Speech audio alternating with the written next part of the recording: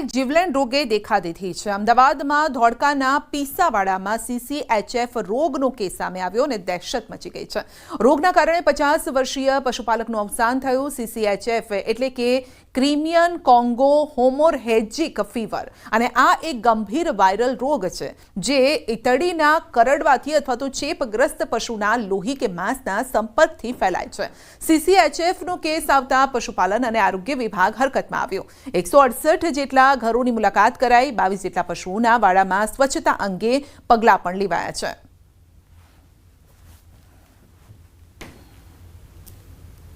तो ये वायरसથી થતો રોગ છે અને એમાં પશુઓ મુખ્યત્વે વાહક તરીકે કામ કરતા હોય છે અને એની અંદર જે એમાં ઈતરડી પશુઓ ઉપર હોય એ ઈતરડી આ રોગને ફેલાવવામાં ઘણો અગત્યનો રોલ એનો હોય છે અને ઈતરડી જ્યારે પશુને કરડે ત્યારે મુખ્યત્વે જે પશુની ઉપર ચોંટેલી ઈતરડી મનુષ્યને જ્યારે કરડે ત્યારે આ રોગ મનુષ્યમાં જોવા મળતો હોય છે।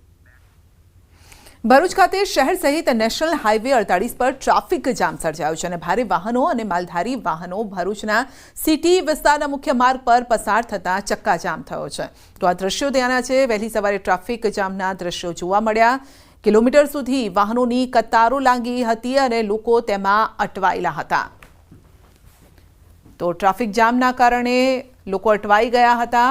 અનેક લોકો જેમાં વૃદ્ધો પણ હતા, ઘણા લોકોને મેડિકલ ઇમરજન્સી પણ હશે તેવા લોકો પણ આ ટ્રાફિક જામમાં અટવાઈ ગયા હતા। જોકે સ્થાનિક કેટલાક લોકો આવ્યા અને તેઓએ રસ્તો ખુલ્લો કરવાનો પ્રયત્ન કર્યો હતો, કારણ કે જ્યારે ટ્રાફિક જામ થતો હોય છે ત્યારે દરેકની જ સમસ્યા હોય છે કે મારે વહેલા જવું છે અને તેવામાં ટ્રાફિક વધુ તેમાં પ્રોબ્લેમ થતો હોય છે। આવામાં સ્થાનિક લોકો આવ્યા અને ટ્રાફિક હળવો કરાવ્યો।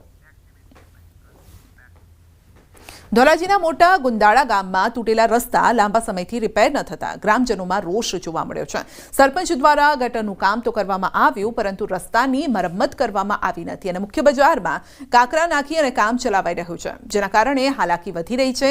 અનેકવાર રજૂઆત કરવા છતાં પણ કોઈ કાર્યવાહી નથી થઈ અને જેથી ગ્રામજનોએ બેનર સાથે રસ્તા પર ઉતરી અને ઉગ્ર વિરોધ નોંધાવ્યો છે। કચ્છના માંડવીના મોટા લાઈજા ગામે વિચિત્ર અકસ્માતનો વિડીયો વાયરલ થયો છે। કપડાં સુકવવા જતાં એક મહિલાનો પગ સ્લીપ થઈ ગયો અને દિવાલ પર લગાવેલી લોખંડની અણીદાર ગ્રીલનો સળિયો હાથમાં આરપાર નીકળી ગયો। મહિલા ગ્રીલની દિવાલ પાસે બેસી રહ્યા, હાથમાંથી આરપાર ગ્રીલનો સળિયો ઘૂસેલો રહ્યો અને જોકે તાત્કાલિક સ્થળ પર ડોક્ટરને બોલાવવામાં આવ્યા અને ત્યાં ગ્રીલમાંથી તેમનો હાથ બહાર કાઢવામાં આવ્યો હતો।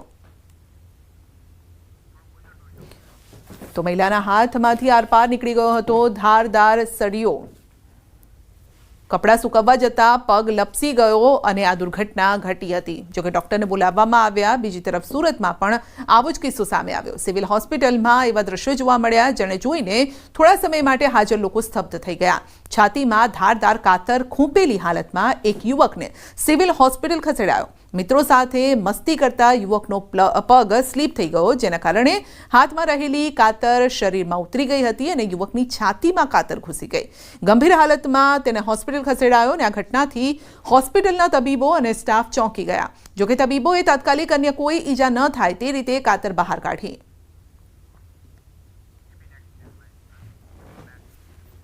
આ તરફ સુરતના હીરાના કારખાનામાં દુર્ઘટના ઘટી અને મહિલાના વાળ મશીનમાં ફસાઈ ગયા અને તેનું મોત થયું। કતારગામમાં બારડોલી પ્લોટ વિસ્તારમાં હીરા કારખાનામાં દુર્ઘટના ઘટી હતી। અકસ્માતમાં યુવતીનું માથું કપાઈ ગયું અને સ્થળ પર જ મોત થયું।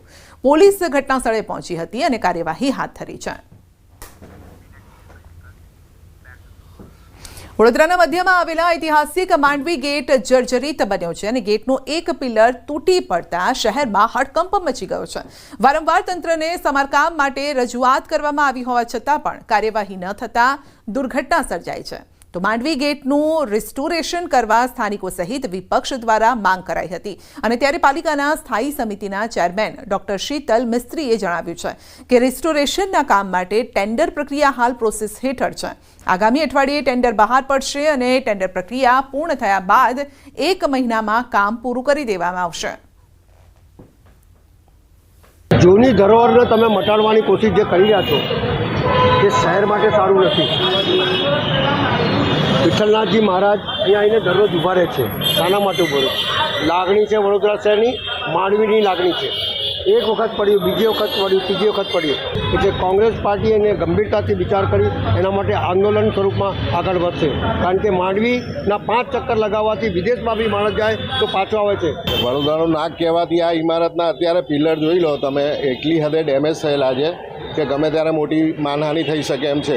અને તમે બી ખબર છે કે આખું વડોદરા જાણે છે કે રવિવારે મંગળવારે અહીં અતિશય ભીડ હોય છે. એ ભીડમાં અત્યારે વરસાદના કારણે જો કશું વધારે ડેમેજ થયું ને પિલ્લર ખસ્યું તો મોટી માનહાનિ થશે, જાનહાનિ થશે. એટલે એના પ્રોપર જે વ્યવસ્થિત રીતે કામગીરી કરે છે સચિન પાટડિયા, હું તો નામ સાથે કહું છું, એમને નમ્ર વિનંતી છે કે તમે કોર્પોરેશનને દોડતું કરો. પુરાતત્વએ કહી દીધું કે આ હવે મોસ્ટ અર્જન્ટ કામ છે, ઇમરજન્સી છે, તો આજે એમાં 130 દિવસ કાઢી નાખવા એ બહુ ખરાબ વાત છે. હવે આ કેમ અમારે બહાર આવવું પડ્યું?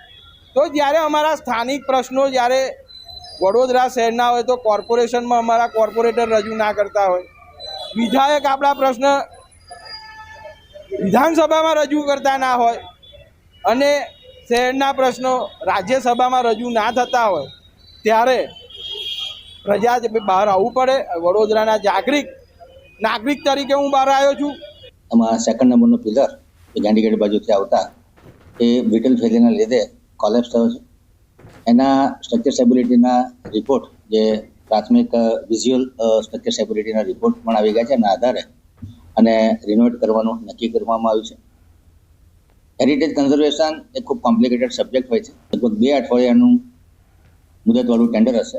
એટલે કહી શકાય કે આજથી 3 વીકમાં અને વર્ક ઓર્ડર આપી અને મહત્તમ 1 મહિનાની અંદર આ કામગીરી ચાલુ કરી. વડોદરા શહેર સંસ્કારી નગરીની સાથે સાથે ઐતિહાસિક નગરી તરીકે પણ ઓળખાય છે. ત્યારે આજ વડોદરા મહાનગરના જે સત્તાધીશો છે તેઓ ઐતિહાસિક ધરોહરની જાળવણી નથી કરી શકતા અને વિકસિત વડોદરાની મોટી મોટી વાતો કરે છે. આ દ્રશ્યો તમે જોઈ રહ્યા છો તે માંડવી દરવાજાના દ્રશ્યો છે અને આ વડોદરા શહેરની ઓળખ છે. કારણ કે જ્યારે પણ વડોદરા શહેરનો ઉલ્લેખ આખા વિશ્વમાં ક્યાં પણ થાય તો તમામ જગ્યા પર માંડવી દરવાજો સૌથી પહેલાં બતાવવામાં આવે છે. કારણ કે માંડવી દરવાજા થકી જ વડોદરા શહેરની ઓળખ જે છે તે છતી થાય છે. ત્યારે અત્યારે આ જે માંડવી દરવાજો છે તેની દુર્દશા જોઈ શકાય છે. 4 દરવાજા વિસ્તાર કહેવાય છે અને 4 દરવાજા વિસ્તાર પૈકીનો મુખ્ય જો કોઈ દરવાજો હોય તે માંડવી દરવાજો એટલે કે માંડવી ગેટ અત્યારે તમે જોઈ રહ્યા છો એ છે.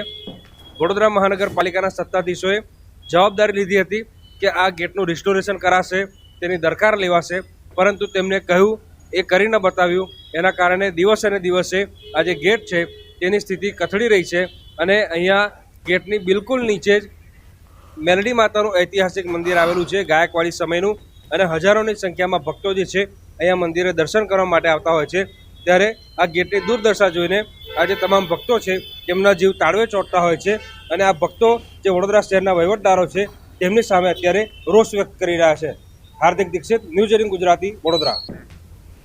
છોટાઉદેપુર જિલ્લાના બોડેલી તાલુકાના અલી ખેરવા જૂથ ગ્રામ પંચાયતના માજી સરપંચને નોટિસ મળી છે. માજી સરપંચ ગ્રામ પંચાયતના સ્વભંડોળની ગ્રાન્ટમાં 20 લાખની ગ્રાન્ટ વાપરીને ખર્ચ કરી નાખ્યો અને તેમાં ગેરરીતિ ઝડપાતા તાલુકા વિકાસ અધિકારીએ નાણાં વસૂલવા માટે નોટિસ પાઠવી. વર્ષ 2017-18, 18-19માં ગ્રામ પંચાયતના સ્વભંડોળમાં ગેરરીતિ બાબતે નરહરીભાઈ પટેલે જિલ્લાના ઉચ્ચ અધિકારીઓને લેખિતમાં રજૂઆત કરી હતી અને જેમાં કંચનભાઈ પટેલ અલી ખેરવા જૂથ ગ્રામ પંચાયતના સરપંચ પદે હતા. ત્યારે ગ્રામ પંચાયતના સ્વભંડોળના નાણાં તાલુકા વિકાસ અધિકારીની મંજૂરી વગર સરકારના નિયમ અનુસાર કરવાનો ખર્ચ હોય તેનાથી વધારે ખર્ચ સરકારી ચોપડે પાડીને સરકારી નાણાં વાપરી નાખતા સમગ્ર મામલાની તપાસ હાથ ધરાઈ હતી, તો જેમાં ગેરરીતિ થઈ હોવાનું સાબિત થયું છે. ભંડોળમાંથી જે ખર્ચ કરવામાં આવેલ રસ્તાથી માંડીને જે બાકીનો એમાં જે કંઈ ખર્ચ કરવાનો થતો હોય વડી કચેરીમાંથી અથવા સક્ષમ અધિકારીની મંજૂરી જે લેવાની થતી હોય છે એની અંદર મંજૂરી ન લેવાના કારણે જે વહીવટમાં અનિયમિતતા જણાય છે અને જે કામગીરી છે કામગીરી કરતાં પણ ખર્ચ ક્યાંક વધુ થયેલ જણાય છે.